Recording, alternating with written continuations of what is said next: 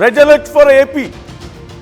ఇప్పటికే తీవ్ర వాయుగుండం తీరం దాటింది. ఇవాళ ఉత్తర కోస్తా జిల్లాల్లో భారీ వర్షాలు ఉండబోతున్నాయంటూ వాతావరణ శాఖ హెచ్చరిక జారీ చేస్తుంది. శ్రీకాకుళం, పార్వతీపురం, విజయనగరం జిల్లాలకు ఇప్పటికే రెడ్ అలర్ట్ జారీ చేసింది. 3 జిల్లాల్లో ఫ్లాష్ ఫ్లడ్స్ వచ్చే ప్రమాదం ఉందంటూ హెచ్చరికలు జారీ చేస్తోంది వాతావరణ శాఖ. ఒడిశాలో భారీ వర్షాలకు ఇప్పటికే ప్రాంతం అంతా కూడా పూర్తిగా మునిగిపోయినటువంటి పరిస్థితి మనం చూస్తున్నాం. మరోవైపు ఆ ప్రభావం శ్రీకాకుళం మీద కూడా కనిపిస్తుంది. ఆర్టీసీ కాంప్లెక్స్, మహేంద్రనగర్ వీధుల్లో భారీగా వరద నీరు చేరుకుంది. గోటా బ్యారేజ్ వద్ద మొదటి ప్రమాద హెచ్చరిక జారీ చేశారు. శ్రీకాకుళంలోని 10 మండలాల్లో స్కూళ్లకు సెలవులు ఇచ్చారు. పార్వతీపురం జిల్లా వ్యాప్తంగా స్కూళ్లకు హాలిడే ఇచ్చినటువంటి పరిస్థితి కనిపిస్తోంది.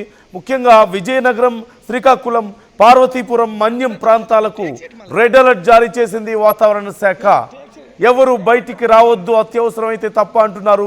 ఇప్పటికే వాగులు వంకలు పొంగిపోర్లుతున్న నేపథ్యంలో రెడ్ అలర్ట్ జారీ చేసిన పరిస్థితులు చూస్తుంటే మరింత భయంకరంగా పరిస్థితులు ఉండబోతున్నాయంటున్నారు.